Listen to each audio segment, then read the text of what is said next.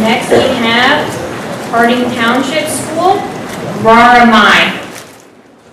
Take your seats, class. They are preparing for a take-home essay. The topic is a futuristic city in Africa called Raramai, meaning live on in Shona.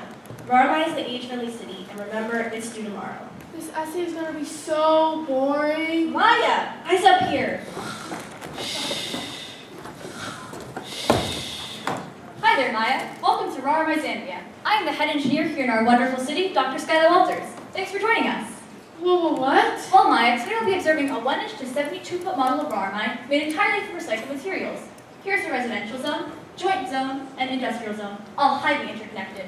Raramai? Raramai. Hi there, I'm Eric Cornell. Raramai is located in Victoria Falls, Zambia.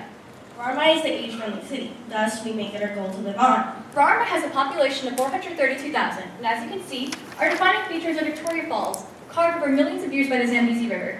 We have a subtropical climate and an average temperature of 73 degrees Fahrenheit. Median age is 42.4 and life expectancy is 128.7 years from our age-friendly options. This chart portrays Raramai's religion demographics. Whoa, all this public space on buildings seems super healthy and helpful. I can even see they are out-of-building elevators too. They help to prevent hip and pelvic injuries that are usually caused walking upstairs and in halls. Correct. These buildings also have intergenerational communities, forming close relationships between people of all ages. Benefits include decreased stress, improvements in behavior, and improvements in neurodegenerative conditions. Raramai has building designs of every kind. The variety range from brick townhouses to cutting-edge wind-powered rotating skyscrapers. So you have all this talk about being an age-friendly city, but you never really described it. So what are your solutions? Raramai implements 4 solutions. These are HCH, stem cell therapy, health chips, and CRISPR-Cas9. In HCH, stem cell therapy and health chips are for dealing with any forms of illnesses or diseases that may occur while aging, whereas CRISPR-Cas9 is for prevention of disease before it may happen. Oh yeah, health chips and HGH. I learned about those. That was the one day I didn't fall asleep in class.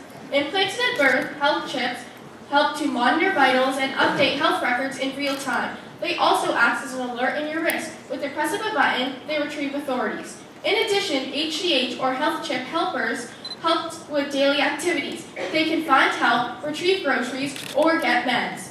They act by this little sensor in your temple that receives brainwaves. When they receive these brainwaves, they can then know what to do. In CRISPR-Cas9 gene editing, scientists developed a string of RNA, or ribonucleic acid, that works as a guide sequence to locate a string of faulty DNA. Then they choose an enzyme, usually Cas9, to cut the DNA in this faulty area. This now leaves a space for scientists to engineer a custom piece of DNA that isn't faulty, thus reducing the risk of illness in the future. Our final solution is stem cell therapy. Stem cells are cells that can become any other cell. As a result, they're injected into joints for arthritis, bones for osteoporosis, and assisted treatment of neurodegenerative disorders. Sounds smart. So how has aging changed your city? Well, the topic of aging has caused us to change many of our building designs and transportation options, because we want Raramai to be as accessible as possible. The theme is reflected in our out-of-building elevators and in our underground bunker farms for healthy eating in the elderly population. Some problems that we have solved include transportation amongst the elderly with our transportation options, prolonged suffering from debilitating diseases with our previous solutions, and accessibility issues using our transportation and housing methods. Any risks? A risk of CRISPR is that RNA will bind to the wrong DNA. As a result, we make 3 RNA sequences, ensuring 3 times success rate. The biggest hurdle was finding funding. We were able to receive grants from numerous institutions and by telling this tech to other cities. Don't forget about the engineering design process, probably one of the most important parts of designing Raramai. First, we identified the problems that accompany aging. Then we learned specifications to make Raramai the best city can be. Then we brainstormed solutions and built the city itself. However, we had to test, improve, and redesign. Before sharing the results, how does everyone get around your city, the elderly included? A long time ago, transportation was difficult for the elderly to board. As a result, we have 3 custom vehicles, which are maglev, scarab, and cavitation. In maglev, we use magnetic attraction and propulsion technology to propel pods when building a building. Scarab was pioneered by David Miguel Mariah Goncalves. Using biomass fuels, we can adjust the aerodynamics of the pods, thus allowing us to have maximum fuel efficiency. Our final mode of transportation is super-C, supercavitation. It's where we create a tube of air atop water to reduce friction. How do you provide your citizens with healthy, cruelty-free food options? Well, we use underground farming to promote plant growth, particularly romaine lettuces that are high in vitamins A and K. We also use nitrogen-based hydroponics And for the fish, we use cod because of the high protein and low fat. This way, we can help prevent aging-related issues such as heart attacks and high cholesterol. To prevent pollution of these chambers, we use bioremediation in industrial zones. In these bubbles, we have replaceable cultures and microorganisms that work to degrade contaminants into other substances, such as sodium or water. Now for our energy source. The falls are a natural energy source. As the water rushes down, it spins a turbine which are connected to generators. This is then turned into electricity. The electricity is then shipped throughout Raramai. Maya, do you have any idea of the engineers in our city? The engineers are biomedical engineers for health chips, civil engineers for designing Raramai, and mechanical and robotic engineers for HCH. Yep. We feel a sense of safety with our police and fire drones that monitor activity. They also have access to water and pepper spray if necessary. Since implementing these solutions, crime rates have decreased and employment rates are through the roof. Not only has the population increased, but so has happiness levels. Great, now I think it's time for me to wake up. Bye! Have a safe Bye. travel.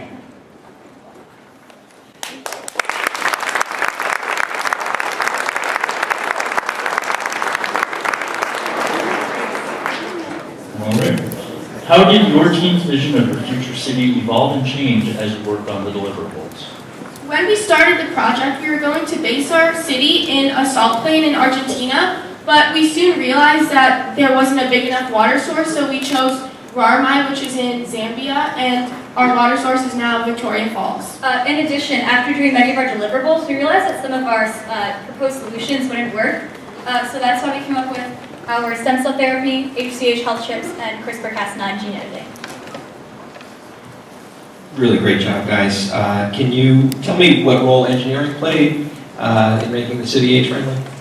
Well, we have our civil engineers and biomedical engineers, but also the engineering design process was a big part because we didn't really know like how much stuff goes into making a city, so it was a big realization. Yeah, it's actually, I mean, when we were in 6th grade when we first started, it was a mess. But we've actually learned a lot of stuff since then, especially with our engineering design process. I mean, we never really truly understand how many engineers it requires to make a city. I mean, you have at least all these listed here and then some. And yeah. So through the trial and error process of creating your city, you guys said it at the beginning it was a mess, which sometimes happens when you're designing things. What was something that you tested out that didn't work, and why didn't it work with your city? Well, actually, it was one of our moving parts. We were going to try and create this sort of, we were going to make it's a visual representation of a maglev. So we were actually going to put this all around the city, but over time we realized that it would be really long and really difficult. And I mean, with all the motors that we require, or axles, it wouldn't work out very well. So as a result, we decided that we would have to minimize it. In addition, we were going to get this side. We were going to have an underground portion of that side too to portray some of our anaerobic digestion chambers for our waste management systems. But we decided not to do that. When I had the pleasure of watching your presentation before, I pointed out you have 3 houses of worship all right next to each other. Can you speak a little bit about the importance of diversity and religious diversity in your city? So diversity creates culture. So we wanted all of our citizens to have equality and get along well. So we wanted to have them near each other. In addition, we also want diversity because it'll make it a lot easier to converse with neighboring cities. I just really want to put some emphasis on how important, as Nicole just said, culture is in our city. It's just such a factor that we must consider. I mean, what would a city be if it didn't have culture? Great job, thank you.